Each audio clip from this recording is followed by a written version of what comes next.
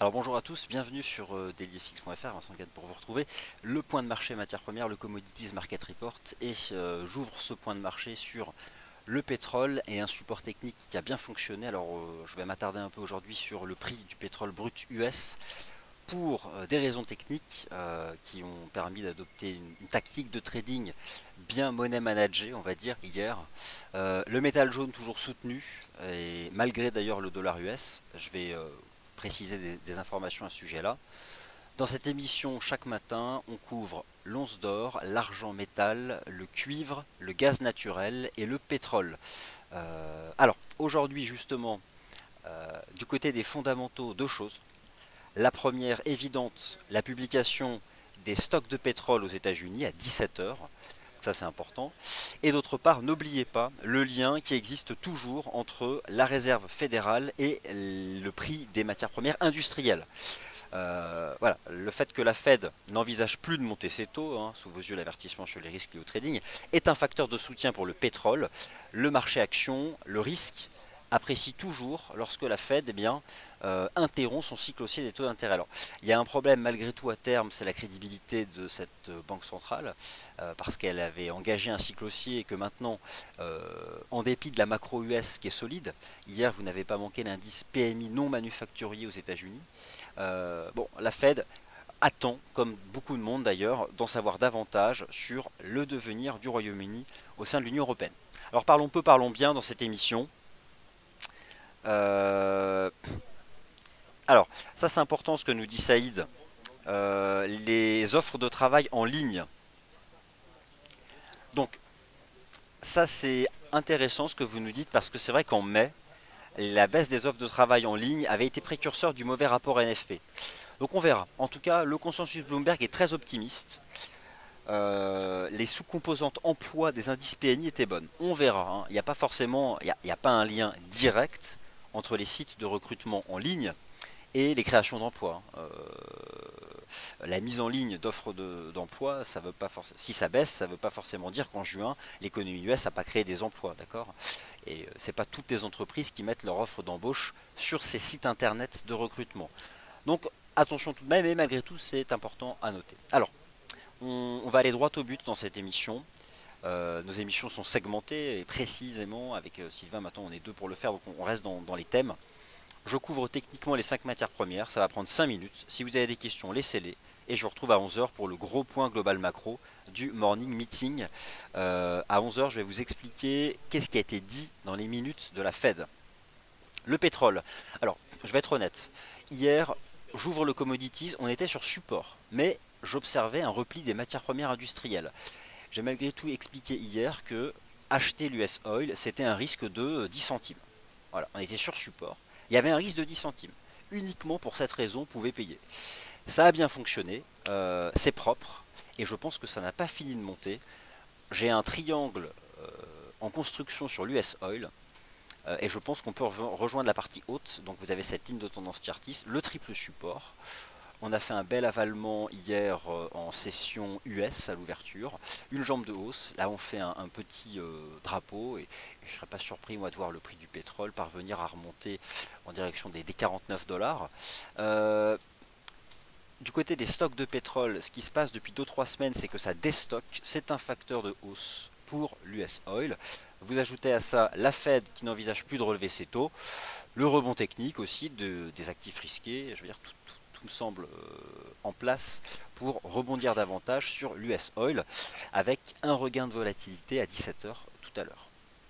Alors, donc, haussier, et là on tape un niveau intermédiaire qui était ce petit double top intraday avec un seuil d'accélération à 47,90. J'ai une anticipation de dépassement. On peut éventuellement invalider cette anticipation de dépassement en prenant la mèche basse du chandelier 4 heures qui sera bientôt figé, donc qui pour l'instant n'existe pas, mais ce sera le cas dans 19 minutes.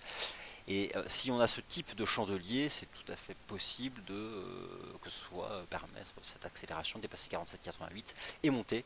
Le prix monte avec le RSI, bon voilà. Attention, hein, c'est pas exploser à la hausse, mais c'est rejoindre cette trendline chartiste et donc à proximité des 49 dollars. C'est possible avec les stocks de pétrole.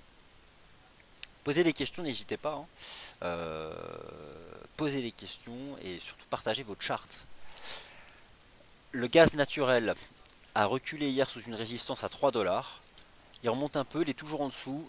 Le seul signal technique qui serait positif, ce serait de dépasser les 3 dollars.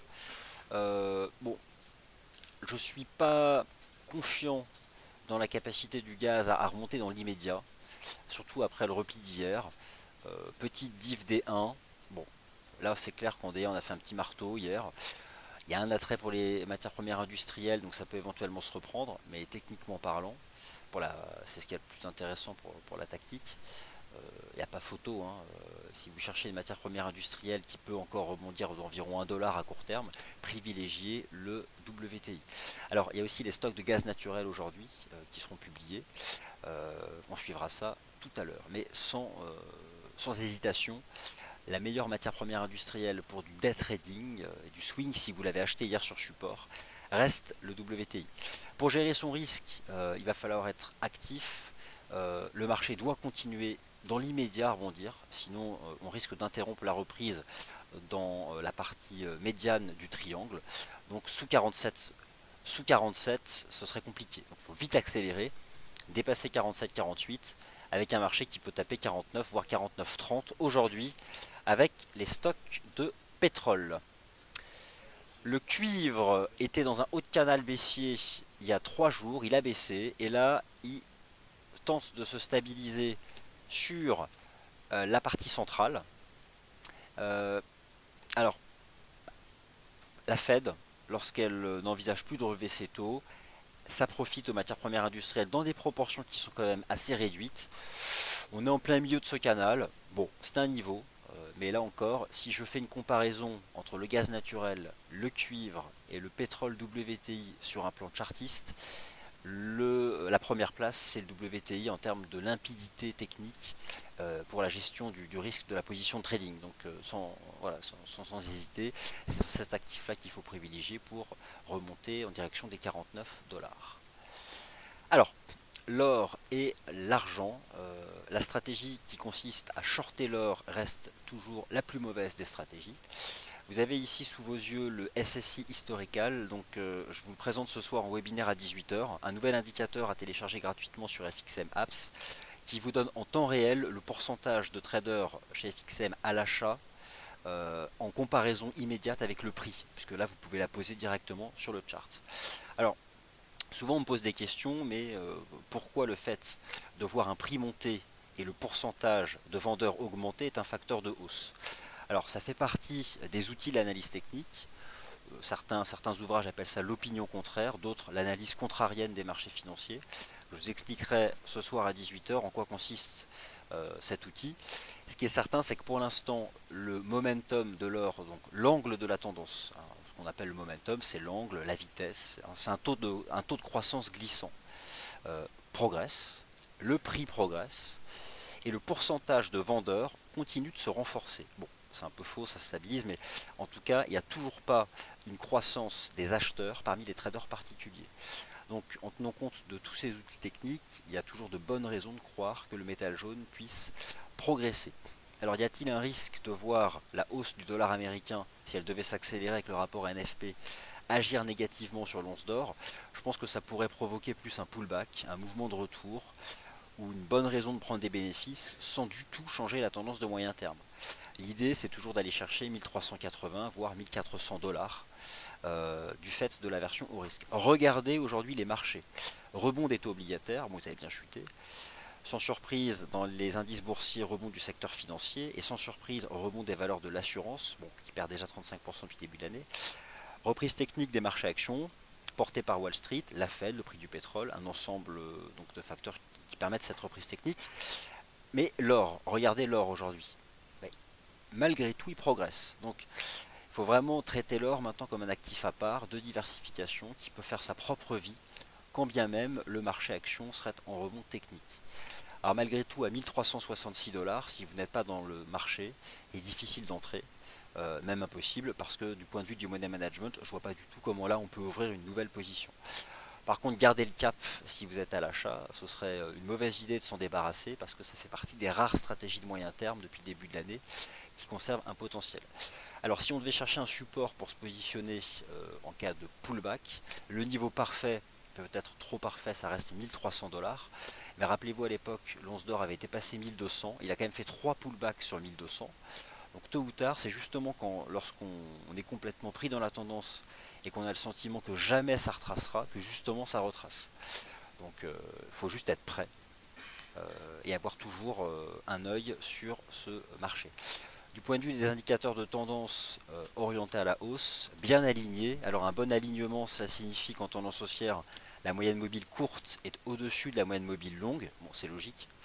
Euh, Dans l'idéal, le marché fera un range, le temps de laisser à ces indicateurs de tendance le temps de remonter vers les prix, et à ce moment-là connaître une nouvelle impulsion. Donc dans l'immédiat, avec le rapport NFP qui pourrait être un peu solide et le rebond technique, sur l'once d'or, j'envisage pas forcément de nouveau plus haut aujourd'hui, mais davantage une conso entre 1350 et 1375, quelque chose de plus latéral, mais qui participe de la construction du mouvement. Donc au final, c'est très sain, surtout si on envisage d'aller plus haut. Donc voilà, c'est ce que je peux vous dire pour l'instant sur le gold, mais qui reste bien orienté. Voilà, bon, en données 4 heures, c'est toujours propre, on fait un petit range. Là, on a un tout premier support intraday, qui n'est pas non plus d'une grande solidité, à 1358. Bon, pour la séance du jour, il y a une plus forte probabilité que voilà, le marché dérive à plat là-dedans. L'argent métal avait donné un signal positif en sortant par le haut de cette structure. C'est toujours beaucoup plus volatile que l'or.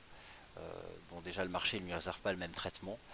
Il suffit de regarder les chandeliers journaliers, vous constatez visuellement davantage de volatilité réalisée, donc l'amplitude que baladent les prix au sein d'une période de temps, là en données journalières.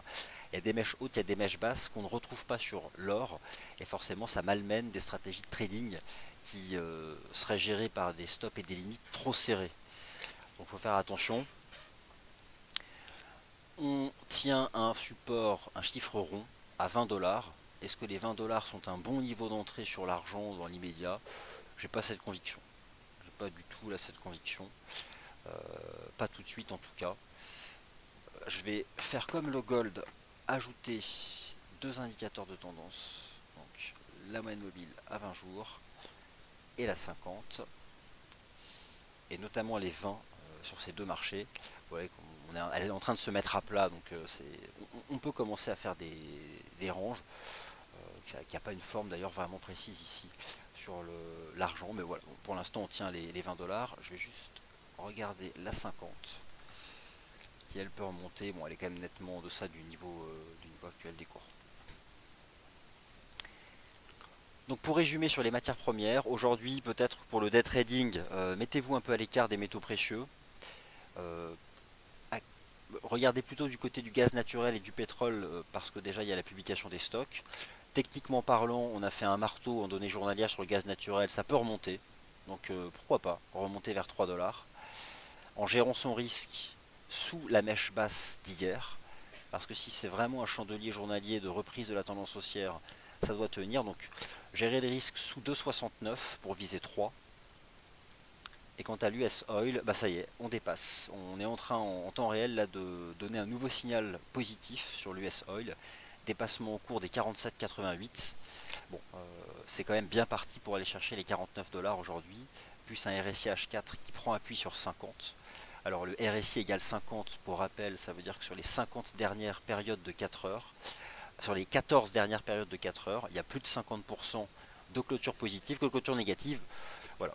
Pour résumer le Commodities Market Report, le pétrole pour viser 49 $, si vous avez pu hier sur support ouvrir une stratégie de trading. Voilà, le Commodities Market Report c'est terminé. Je vous retrouve dans 10 minutes pour le morning meeting.